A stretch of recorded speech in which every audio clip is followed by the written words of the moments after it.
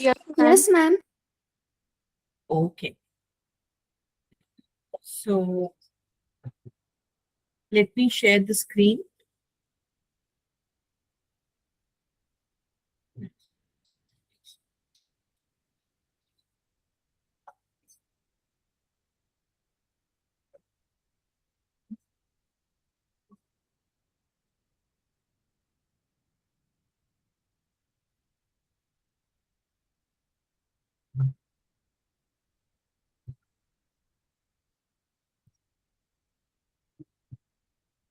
So I hope the screen is visible, everyone. Yes, ma'am. yes, ma'am. Okay. So we are starting with our topic real numbers. And in real numbers, before we start with real numbers, you all must know that real numbers consist of two type of numbers. Okay? These numbers are rational numbers and irrational. And in today's class, we are going to learn about rational numbers and order of rational numbers. Okay. So now what do we have in these numbers?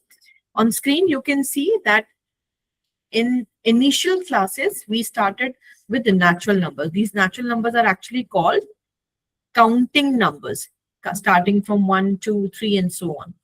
Then when Aryabhata invented zero, or he came up with the idea of zero, these natural numbers became whole numbers. And when somebody or other mathematicians, they came up with the idea of negative numbers, they call them integers.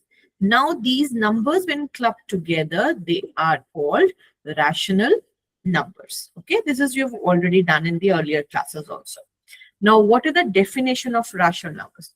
Now when we are talking about definition of rational numbers, we can start with another very interesting expression. Ma'am screen दिख नहीं रही है. हाँ, अभी दिख रहा है. Yes, ma'am. Yes, ma'am. So let's start with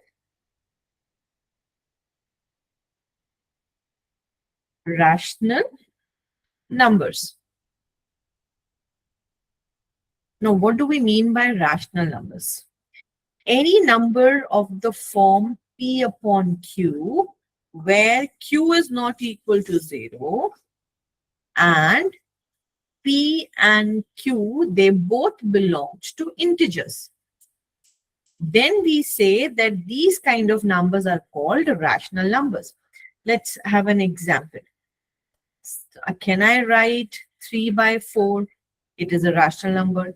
If I write minus 3 by 5, it's a rational number. If I write minus 2, is it a rational number? No, ma'am. Yes, it is a No, rational. ma'am. Yes, it is a rational number because we can also rewrite this as minus 2 upon 1. And here this 1 is not equal to 0. That means this is also a rational number.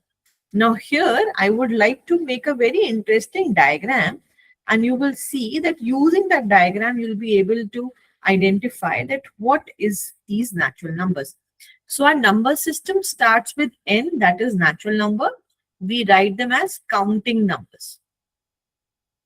Now these counting numbers, when zero was invented, the counting number started with 0, 2, 3, 4, and so on. And these numbers are called whole numbers. When these whole numbers are clubbed with negative numbers, जिन्हें हम क्या बोलते हैं? Integers.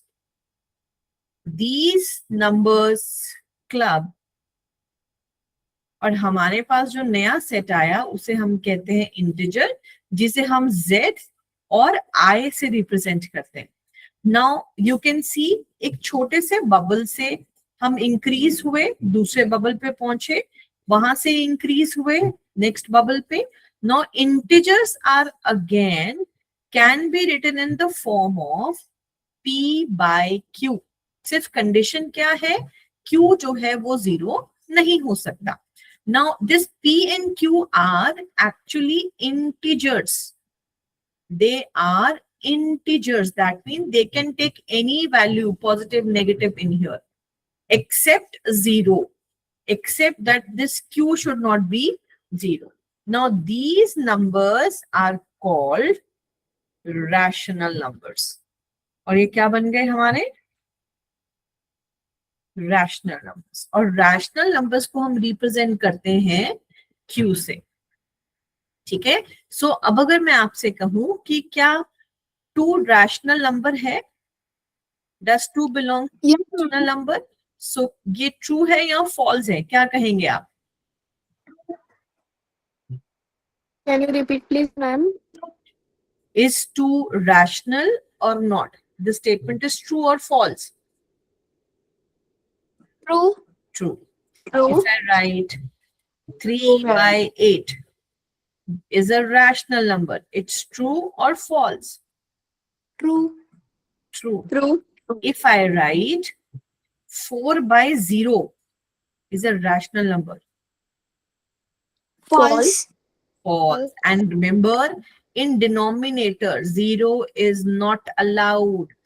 ये allowed नहीं है. Whenever we find a 0, you should remember that ये इस तरीके का जो एक्सप्रेशन है वो मैथ्स में नहीं हो सकता. हम डिनोमिनेटर में 0 नहीं लिख सकते. Such forms of mathematics are called indeterminate forms. इसीलिए ये एक्सप्रेशन हमारे पास नहीं आएगा. आई होप डेफिनेशन क्लियर हो गया सबको. Yes, ma'am. Okay. Now, once your definition is clear, now we will move forward to order relation of rational numbers. So, we have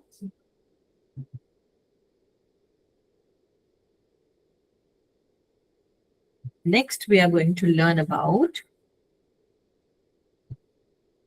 order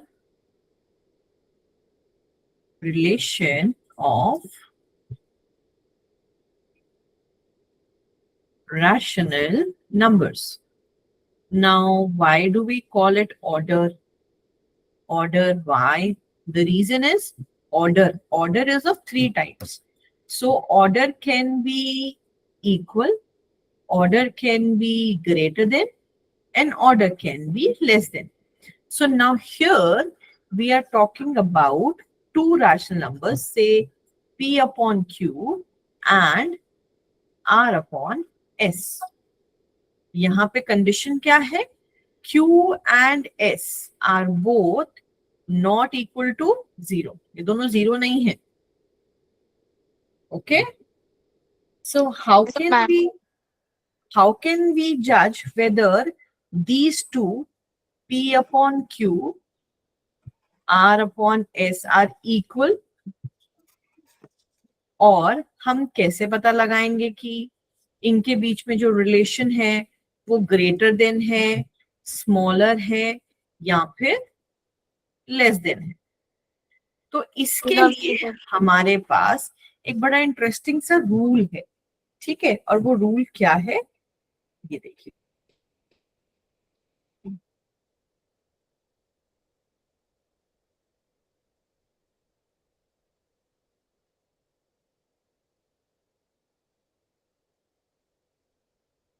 When we talk about equality, step 1 is cross multiply. ठीक है. हम क्या करेंगे? Cross multiply. And if P into S is equal to R into Q, जब हमने इन्हें cross multiply किया और जो आंसर है वो हमारा सेम आ गया, we say that they are equal. These two expressions are equal. ठीक है. So let's think of 2 rational numbers and see whether they are equal or not. कोई 2 हम rational numbers जो हैं वो ट्राई करते हैं और हमें पता चले कि वो इक्वालिटी में आ रहे हैं या नहीं. तो कोई ट्राई करेगा आप में से? Anybody who would like to try?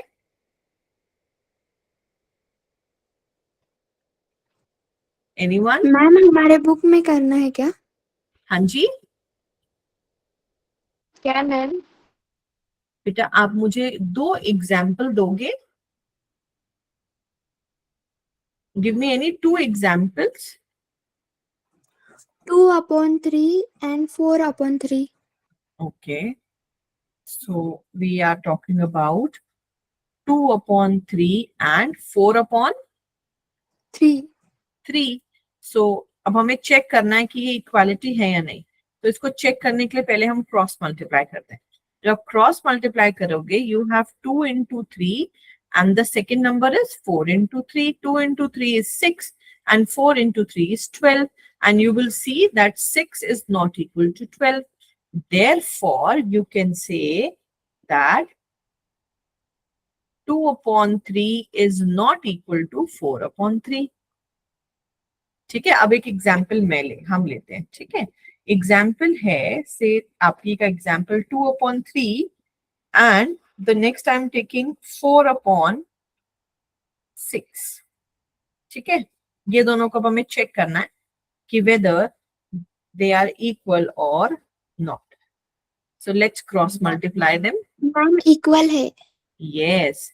See, if you multiply 2 into 6, your answer is 12. और यदि आप 3 और 4 को मल्टीप्लाई करेंगे तो भी आंसर क्या है आपका? 12. So this implies that 2/3 is equals to 4/6. अब यहीं पे हम दूसरे एग्जाम्पल्स में आते हैं. यहीं पे अगर हमने ये जो नंबर आपने मुझे दिया था, उस नंबर पे हमने लिखा 2/3 और 4/3.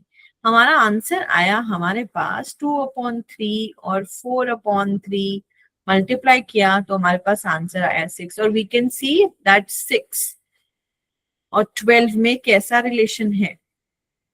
कैसा रिलेशन है इन दोनों नंबर्स में? We know that 12 is greater than 6. So wherever the numbers are greater, our greater sign move towards that number, and hence here the number will move towards this. That means 4/3 is a greater than 2/3. Similarly, this order refrains or this order explains कि आप किसी भी 2 rational numbers को compare कर सकते हैं by looking at them. ठीक है. एक छोटा सा इसमें एग्जाम्पल हम और ले सकते हैं. इसमें हम रूल बना सकते हैं. That rule states whenever you have rational numbers P/Q and R/S. सबसे पहला rule, if P into S is equal to R into Q, तो ये बताएगा कि आपके दोनों रैशनल नंबर इक्वल हैं. क्या है? इक्वल. इक्वल. सेकेंड रूल कहता है if P into S is greater than R into Q, तो ये बताएगा कि P/Q is greater than R/S. और जो थर्ड रूल है वो ये बताएगा अगर आपके पास है P into S is less than R into Q. This explains that P/Q is less than R/Q. And this is our order relation of rational numbers. क्या ये बात आपको समझ में आई?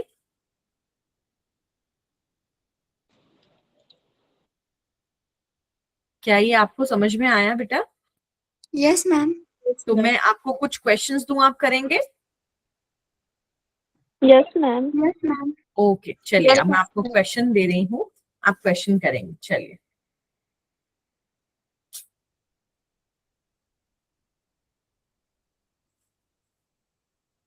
Fill in the blanks with equal to, less than, or greater than. Okay.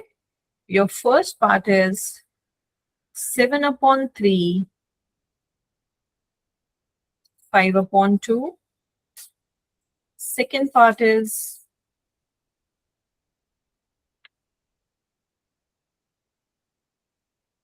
9/4 and 5/2. And third part is 24/36 and 2/3. Okay, चलिए बताइए, सब करेंगे और आप अपने कैमरा में मुझे दिखाएंगे कि आपने ये आंसर कैसे कैलकुलेट किया।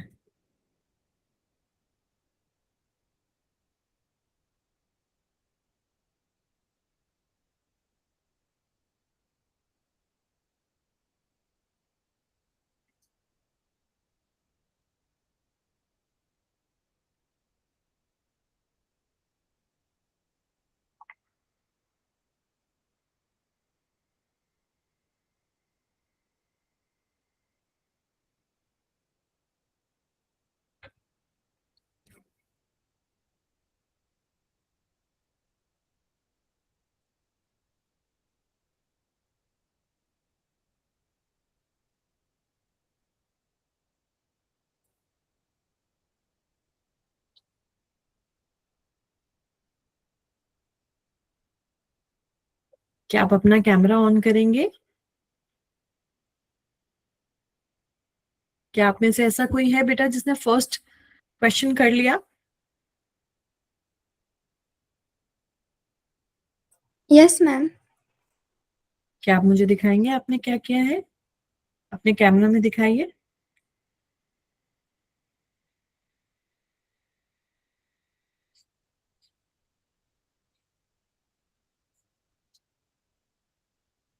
Very good. लेकिन अब हमें ये भी बताइए कि इसमें साइन कौन सा लगाया आपने?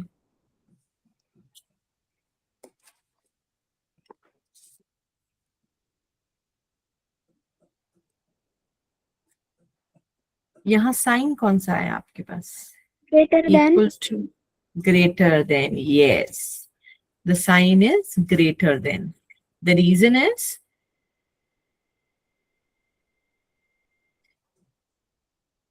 14 Because the and denominator is small. नहीं बेटा, 7 into 2, 14.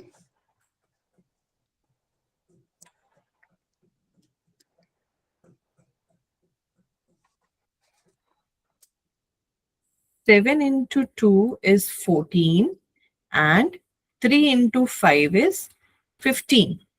So you can see that your left hand side is smaller than your right hand side. Therefore, the sign will be like this. Okay? Okay, ma'am. What about the next one? Greater than. Greater than. No, 9 ma'am. Less into than. 2 is 18 and 4 into 5 is 20. So left hand side hai, this is right hand side. So where we have the greater sign, 9/4 is less than 5/2.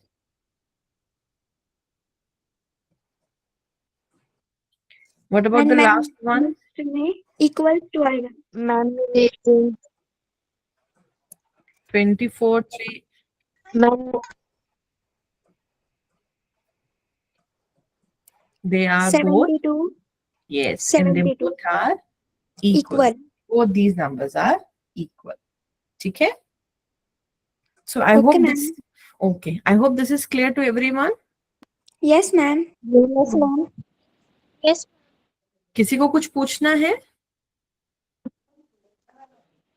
No ma'am No, okay, ma'am. No so ma'am ये जो अभी हमने जो छोटा सा part किया है, इस पार्ट से रिलेटेड कुछ क्वेश्चंस करने से पहले हम एक बार फिर से एक छोटी सी स्लाइड देखेंगे, ठीक है? और फिर हम आगे चलेंगे।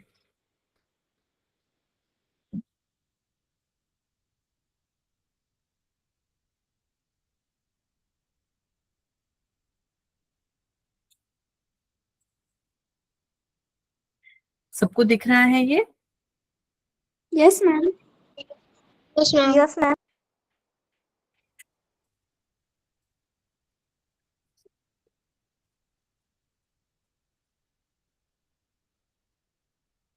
Okay, so now you can see हम रैशनल नंबर की डेफिनेशन तो हमने सीख लिया. अब इस डेफिनेशन में यू ऑल कैन सी कि यहाँ पर इस डेफिनेशन में इधर हमने मेंशन किया है कि इसका नोटेशन कैसा है. The notation is of the form Q. ठीक है, एंड रिमेंबर हमारे पास रैशनल नंबर्स क्या क्या इंक्लूड करते हैं? फ्रैक्शंस, इंटीजर, और यहाँ पे हमने लिखा है terminating decimals expansion and recurring decimal expansions. ये बहुत इंपॉर्टेंट है. ठीक है, ये अभी मैं करवाऊंगी, इसके बाद हम नेक्स्ट उसमें करेंगे. तो यहाँ आप देख सकते हो कि जो हमारी नेक्स्ट स्लाइड है उस स्लाइड में हम टर्मिनेटिंग और नॉन टर्मिनेटिंग डेसिमल एक्सपेंशन के बारे में, डेसिमल फॉर्म्स के बारे में पढ़ेंगे.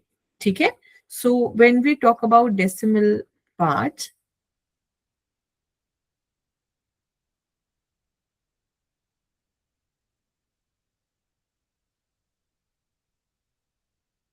so next we have to learn about decimal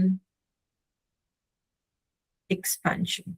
ठीक है, so decimal expansion is basically is of two types. It is terminating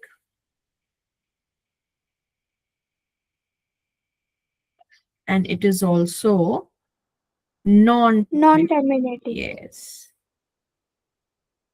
थोड़ा सा एग्जाम्पल देखते हैं. ठीक है, तो एग्जाम्पल्स में सपोज हमने लिखा 1/5.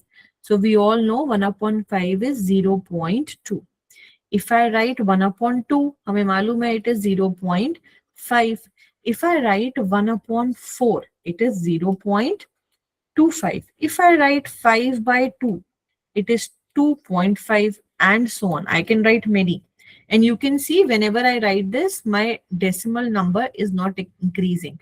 I will take one more example, okay? Suppose I want to write a decimal expansion 36 divided by 5. If I want to write the decimal expansion will be 7.2. And you will see the decimal, it is ending at that one place, and this is the final answer. I'll take one more example. Suppose I have to write number 365 and I have to divide this number by, say, 2. Let's divide this number by 2. So we all know while dividing, what answer I'm going to get? 182.5. Yes. 2 and then it's 4. Decimal 5. Yes. And you will see that 365 by 2 can be written as 182.5. Am I right? Yes, ma'am. So in all these cases, our decimals were terminated. These decimal numbers were terminated. Now what we are going to do further is, we will see few examples where decimals are not terminating. ठीक है, decimal के बाद के जो numbers हैं वो सब numbers continuously repeat हो रहे हैं. So अब हम देखेंगे repeat में हमारे पास किस तरीके के examples आते हैं. सबसे पहला example है 1/3. 1/3 का मतलब है we have to divide 1 by 3. So when you will start with division, 1 तो छोटा number है, so we are going to put 0. Decimal लगाया, अब हम जितने मर्जी 0 रख सकते हैं. फिर हमने एक और यहाँ 0 लिखा, 1 हमने कैरी किया, 0 लेके आए. अब हम लिखेंगे 3 times, तो 9. Now you will see the chain will keep on moving. ये तो रुकेगा ही नहीं. आप जितने मर्जी 3 लिख लीजिए इसके बाद, it will not stop. So these kind of expressions, 1/3 is equals to 0.3, और इसको हम बार बार 3 नहीं लिखते. इसे लिखने का जो तरीका है वो क्या है? 0.3 बार. How do we write? 0.3 bar. Now suppose if we have to write a number, say 1 by 7. Chaliye, I want you to divide 1 by 7 and give me the decimal expansion of this number. सब divide करेंगे 1 by 7 को और मुझे बताएंगे कि decimal expansion इसका क्या आ रहा है.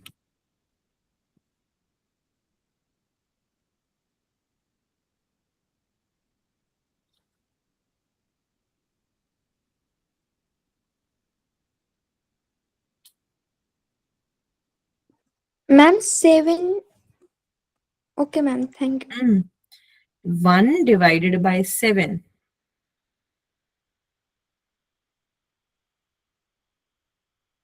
0.0000 आ जाएंगे और मुझे आपको नंबर देना है. ठीक है.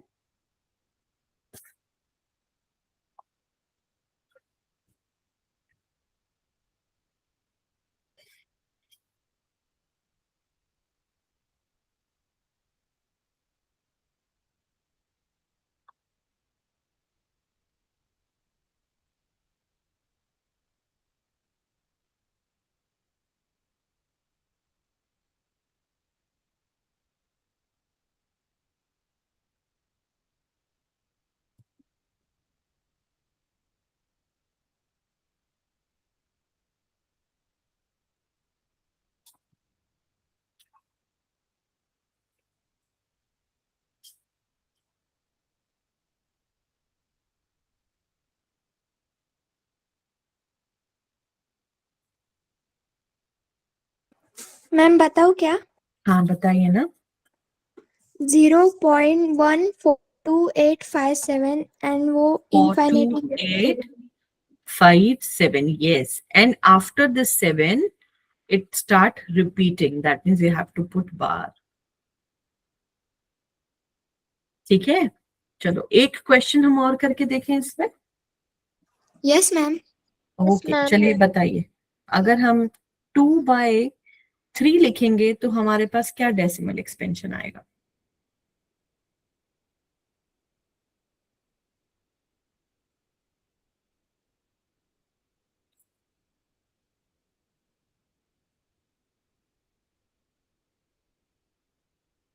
जीरो 0.6. Yes, 0.6. That's it.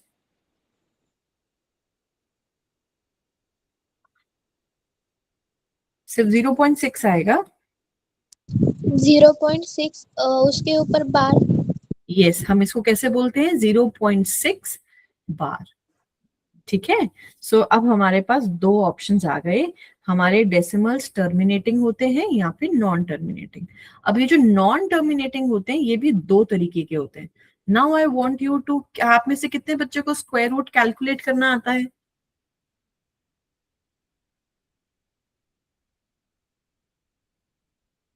आपको स्क्वायर रूट कैलकुलेट करना आता है?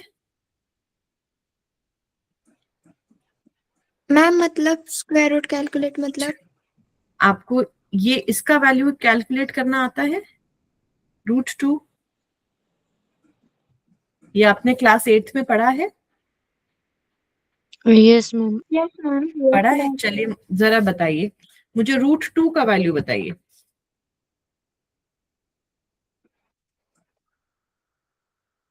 मैम 4. √2. 0.5.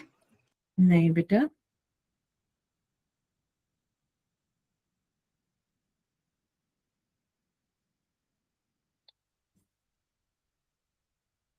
कितने बच्चों को लॉन्ग डिवीजन से रूट कैलकुलेट करना आता है? आपने सीखा है √2? मैम क्या रिपीट कीजिए ना. बेटा आपने क्या, आपको √2 को कैलकुलेट करना आता है?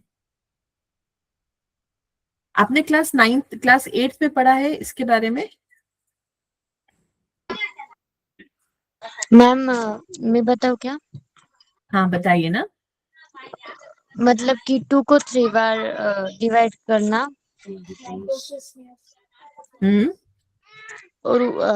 और उसका आंसर 8 आता है. नहीं बेटा.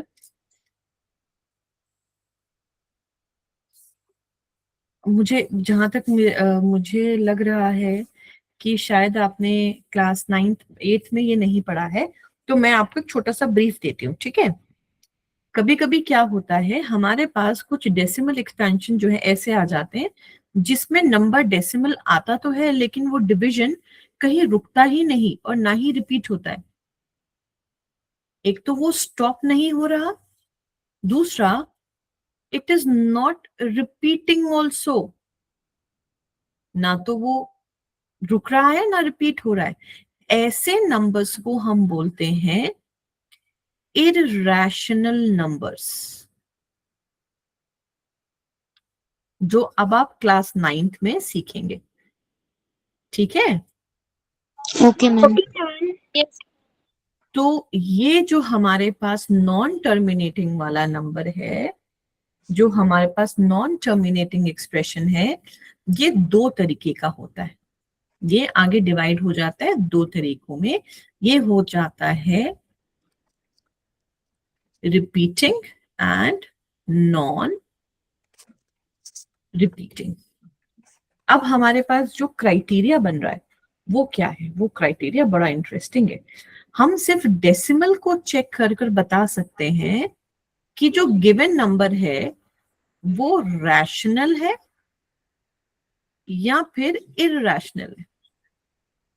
बिना सॉल्व किए हम बता सकते हैं कि वो रैशनल है या इरैशनल। इसका क्या क्राइटेरिया है? तो देखिए, अगर आपका डेसिमल एक्सपेंशन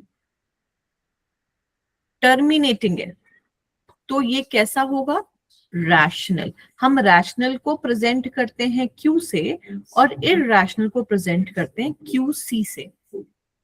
दूसरा तरीका क्या है? दूसरा है, अगर आपका एक्सप्रेशन है नॉन टर्मिनेटिंग लेकिन रिपीटिंग, नॉन टर्मिनेटिंग तो है लेकिन वो रिपीटिंग है, तो भी वो क्या बनेगा? रैशनल। और जो तीसरा केस है वो क्या है? वो कहता है कि हम नॉन टर्मिनेटिंग हैं लेकिन हम साथ साथ नॉन रिपीटिंग भी हैं, हम रिपीट भी नहीं करेंगे। ऐसे नंबर्स बन जाते हैं इरैशनल नंबर्स। कैसे बन जाते हैं वो? irrational. Irrational numbers. और फिर हमारे पास आया एक और बड़ा नंबर जिसे हमने प्रेजेंट किया एक बॉक्स में। अब हमारा जो ये बॉक्स है, इस बॉक्स में दो तरीके के नंबर रह रहे हैं, ठीक है। ये जो नंबर्स हैं, पहला नंबर है इसे हम बोलते हैं रैशनल नंबर, और जो दूसरा है इसे हम बोलते हैं इरैशनल नंबर। और जब ये दोनों एक ही बैग में रखे जाते हैं तो इन्हें हम बोलते हैं रियल नंबर्स। और आपके लेसन नंबर 2 का नाम रियल नंबर्स है। मतलब इस लेसन में हमने ये दो तरीके के नंबर पढ़ने हैं। आपने एक चीज नोटिस किया होगा बेटा, मैंने ये दोनों चीजों को अलग क्लाउड्स में लिखा है।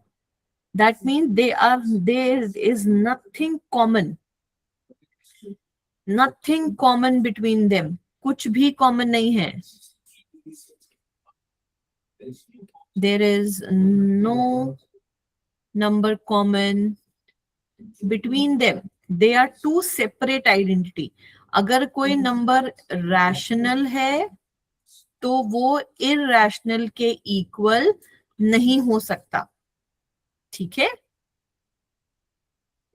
क्या मेरी बात समझ में आई? Yes, ma'am. Yes, Okay. ma'am. तो अब हम फिर से चलते हैं हमारी पीपीटी की तरफ। आप यहाँ देखेंगे कि हमने बड़ा ही इंटरेस्टिंग सा एक एक्सप्रेशन लिखा है, terminating decimal expansion and non terminating decreasing decimal expansion, जिनके बारे में अभी हमने पढ़ा।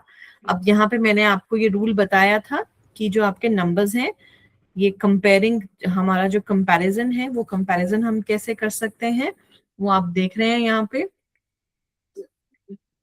कंपैरिजन के लिए when you will have a look at the expression you will find कि हमें क्रॉस मल्टीप्लाई करना है।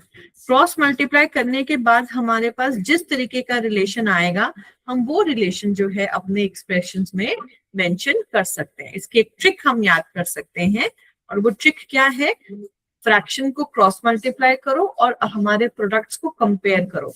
जैसे ही आप कंपेयर करोगे 3 रिलेशन में से कोई एक रिलेशन आपके पास आ जाएगा और आप अपना आंसर लिख सकते हो। नेक्स्ट स्लाइड में हमने रैशनल नंबर की प्रॉपर्टीज पढ़नी है, ये अभी हमने नहीं किया। तो now we will move on to properties of rational numbers. अब हम देखिए रैशनल नंबर क्या है। It is actually a bag, ठीक है, ये एक बैग है। This bag is full of rational numbers. Now this bag is closed, ये बैग जो है ये क्लोज्ड है, इसको हम मैथ्स में बोलते हैं क्लोजर प्रॉपर्टी। ये प्रॉपर्टी क्या कहती है कि अगर इस बैग में से मैंने कोई भी 2 नंबर निकाले, if I take any 2 number out of this bag, suppose मैंने ले लिए कोई 2 नंबर इस बैग में से निकाले और वो नंबर थे 2/3 एंड 5/2। अब अगर मैं इससे ऐड करूं, सब्ट्रैक्ट करूं, मल्टीप्लाई कर दूं, मैं डिवाइड कर दूं, every time my answer will be a rational number. इसीलिए इट इज कॉल्ड क्लोज्ड, क्योंकि इसका आंसर जो आएगा वो भी इस रैशनल नंबर के बैग में ही आएगा। तो सपोज मैंने इन दोनों को ऐड किया, बताइए अगर मैं इसे ऐड करूंगी तो मेरे पास क्या आंसर आएगा? ये करना है।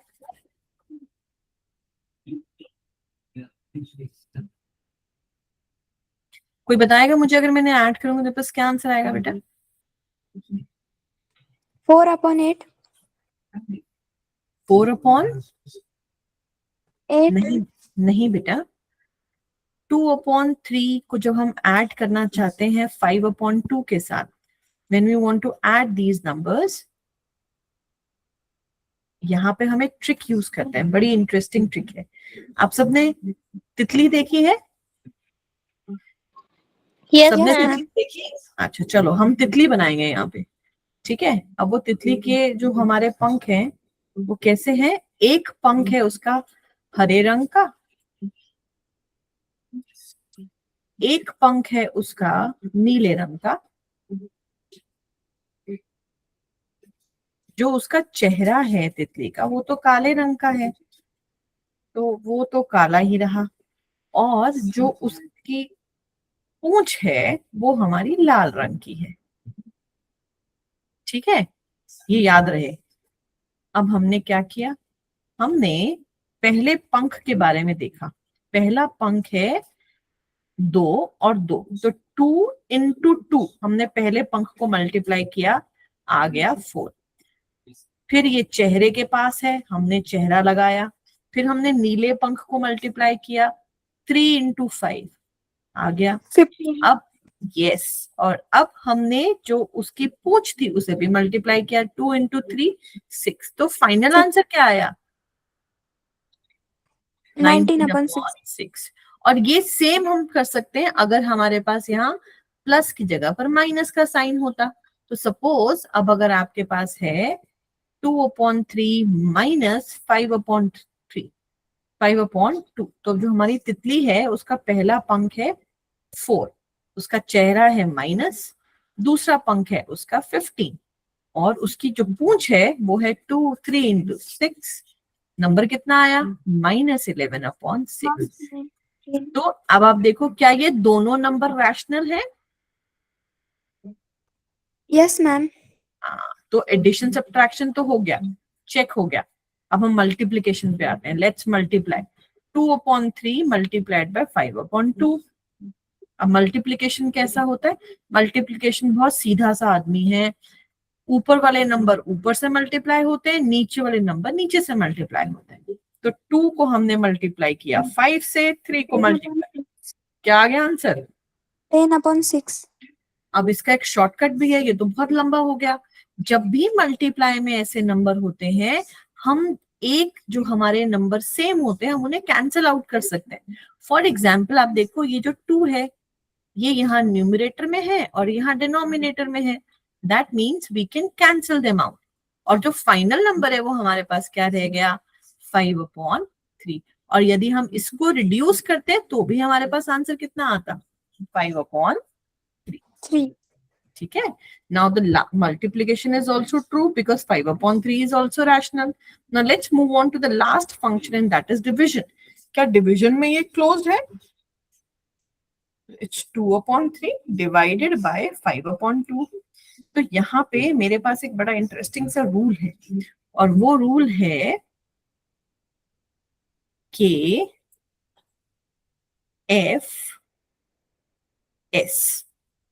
KFS rule. KFS rule. अब ये रूल क्या है? What do we mean by KFS rule? तो हम यहाँ एक क्वेश्चन लेते हैं हमारा KFS। K का मतलब है कीप, F का मतलब है फ्लिप और S का मतलब है स्विच। सपोज अब हमारे पास नंबर है 2/3 डिवाइडेड बाय 5/2। तो ये कहता है पहले नंबर को कीप करो, मतलब जैसा है वैसा ही रहने दो। दूसरे इस फ्रैक्शन जो आपका साइन है इसको फ्लिप करो। तो डिवीजन का उल्टा क्या होता है? Multiplication. मल्टीप्लीकेशन। और हमारे पास जो हमारा नंबर है 5/2 इसको हम चेंज कर देंगे, उल्टा कर देंगे 5/2। Final answer is 4/15। ठीक है। तो हमने क्या किया? We keep, we switch and we flip. इसको हमने कीप किया, इसको हमने स्विच किया और इसको हमने फ्लिप किया और हमारे पास हमारा डिवीजन आ गया। ठीक है। Okay, ma'am. अब मैं कुछ क्वेश्चन देती हूँ, जरा मुझे करके दिखाइए। ठीक है।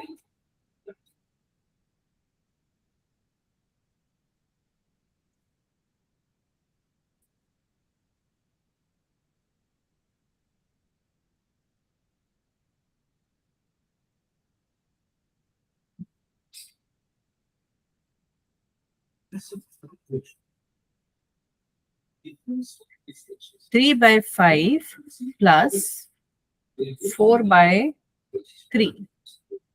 सेकेंड क्वेश्चन है -4/2 प्लस 5/6। थर्ड क्वेश्चन है 18 divided by 15 multiplied by 3 divided by 9. And fourth is 5/2 divided by 15/4। चलिए कीजिए, मुझे आंसर बताइए।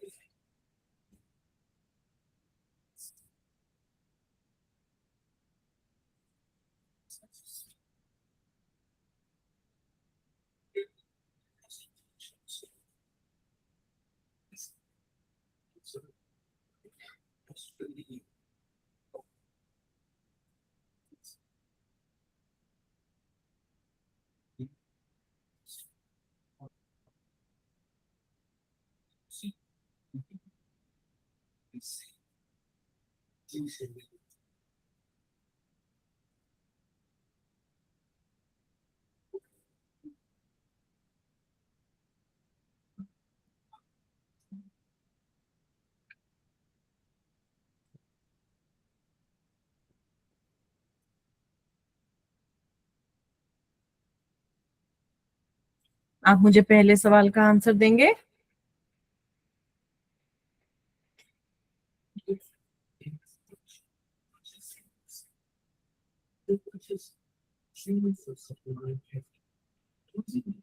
कोई मुझे पहले सवाल का आंसर देगा बेटा?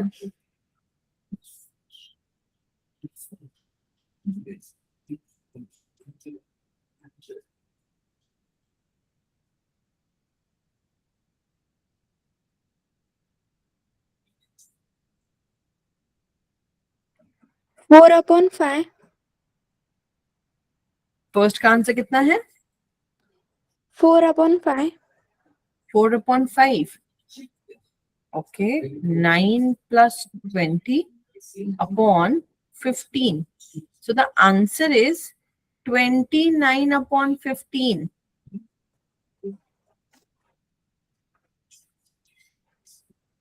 कैसे किया हमने 3 को मल्टीप्लाई किया 3 से, प्लस 4 को मल्टीप्लाई किया 5 से, और 5 को मल्टीप्लाई किया 3 से.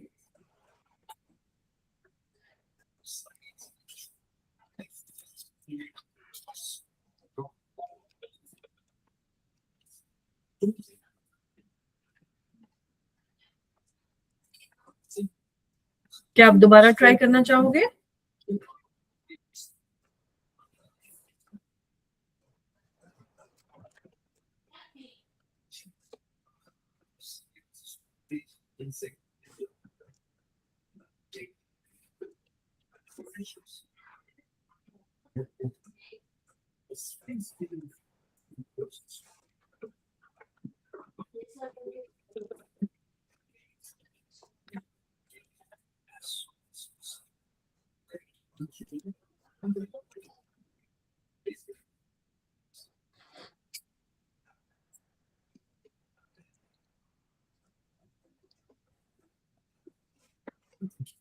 Can I talk to the operation coordinator over here if you're listening to me? Operation coordinator.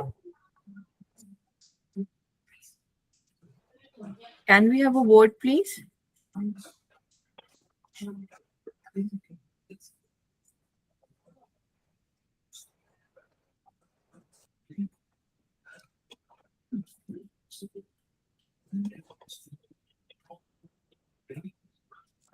Ma'am हाँ जी, बताइए.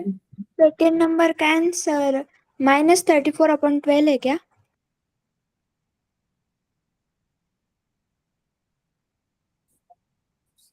बेटा सेकंड का आंसर है -14/12, जिसे आप रिड्यूस करोगे तो आपके पास आएगा -7/6. मैं आपको अभी I will share that screen. Okay ma'am, आया मुझे समझ में. आपको आया समझ में? देखो, यस मैम.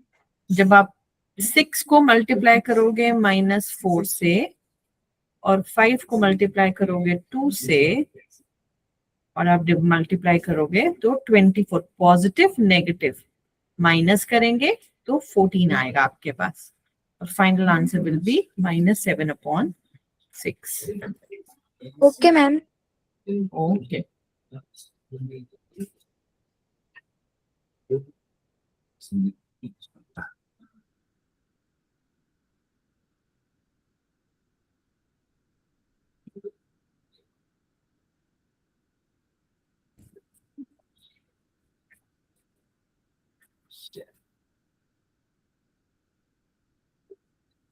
थर्ड क्वेश्चन का क्या आंसर होगा?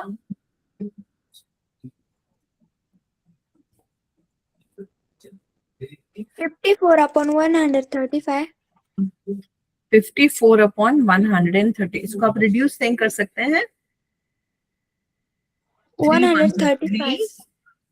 5, 9 1s are 9, 9 2s are 18. So the final answer will be 2/5. हम कैंसिल कर सकते हैं ना? Yes ma'am. Yes. मल्टीप्लाई करके लिखेंगे तो भी आप आंसर लिख सकते हैं, लेकिन आप कैंसिल करेंगे तो आसान हो जाएगा आपके लिए.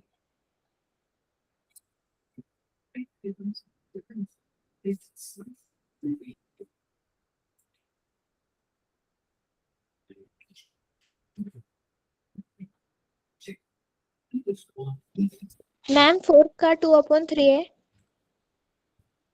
फोर्थ का आंसर 2/3.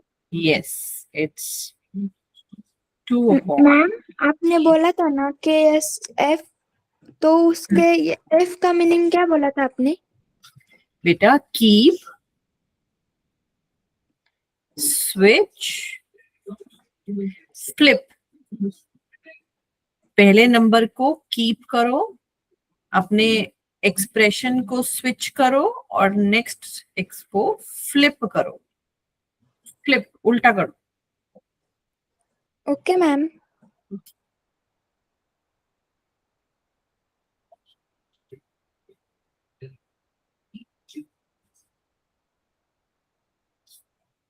मैम हाँ जी, मुझे सेट्स चैप्टर में डाउट था।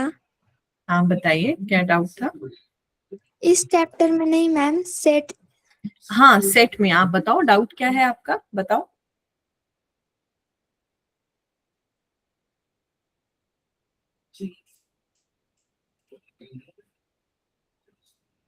मैम अगर सेट की डेफिनेशन ऐसी है, we can definitely and clearly decide the object, then it is called set. फिर हम एम्प्टी सेट कैसे ले सकते हैं? उसमें तो कोई भी सेट नहीं होगा ना। एम्प्टी सेट हम कैसे ले सकते हैं? एम्प्टी सेट अगर, चलो एक छोटा सा एग्जाम्पल लेते हैं। मान लो मैंने आपसे पूछा आपका फेवरेट फूड क्या है, आपका क्या आंसर होगा? इडली डोसा। इड- ठीक है, इडली और डोसा। और अगर मैंने पूछा कि मेरा फेवरेट फूड क्या है, तो मेरा फेवरेट फूड तो पूरी भाजी है। क्या ये दोनों आंसर डिफरेंट है? Yes ma'am. ओके। अब अगर मैं कहूं आपका, मुझे बताओ first prime number, first prime number क्या है आंसर, बताइए। 2। 2। और अगर मैं ये आंसर करूंगी तो मेरे पास क्या आंसर आएगा? 2। 2. दोनों यस का मैम। आंसर सेम है। दैट मीन्स ये जो पहला क्वेश्चन था, this is a not defined question. ये डिफाइन नहीं है, ये सबके लिए अलग अलग है। This is different for everyone. But when I ask such question, they are same for everyone. Similarly, when I talk about empty set का मतलब है collection of nothing. So this will remain same for everyone. Yes or no? Yes. Yes. Therefore, empty set can be defined as a set with no element. Representation कैसा होता है empty set और five, ठीक है। Ma'am अगर उसमें कुछ नहीं है तो हम उसको सेट क्यों बोलते हैं? बेटा सेट का डेफिनेशन क्या है? It should be well defined. Define होना चाहिए, मतलब उसका एक डेफिनेशन होना चाहिए। तो हम यहाँ पे डिफाइन कर रहे हैं कि हम एक ऐसा कलेक्शन ले रहे हैं जिसमें कुछ है ही नहीं। हमने डिफाइन तो कर दिया। अब अगर मैं आपसे कहूं कि ये एक आपके पास एक बैग है और ये खाली ही रहना चाहिए, तो अगर वो बैग मैं अपने पास रखूंगी तो भी वो खाली है, आप अपने पास रखेंगे तो भी वो खाली है, उसमें कुछ चेंज नहीं आएगा।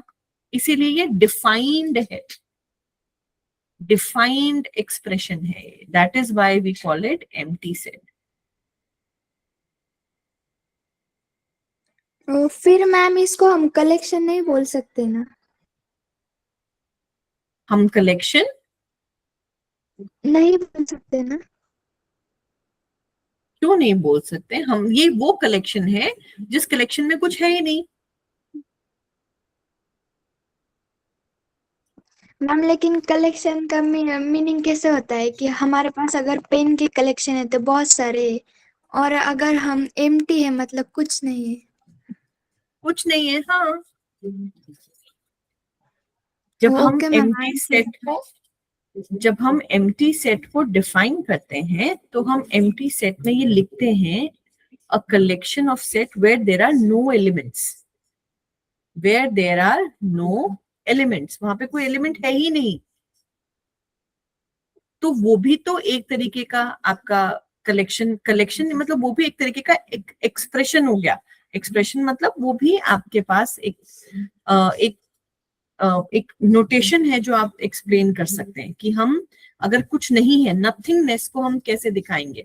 सब कुछ है और कुछ नहीं है, तो उस कुछ नहीं को हम कैसे शो करेंगे? उसके लिए हमने क्या यूज किया? Empty set.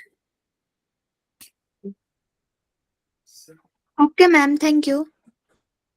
और कुछ पूछना चाहेंगे आप? No ma'am. ओके, सो मैं ये क्लास जो है अब खत्म करूंगी। आई होप आपको जो पढ़ाया वो समझ में आया। Yes, ma'am.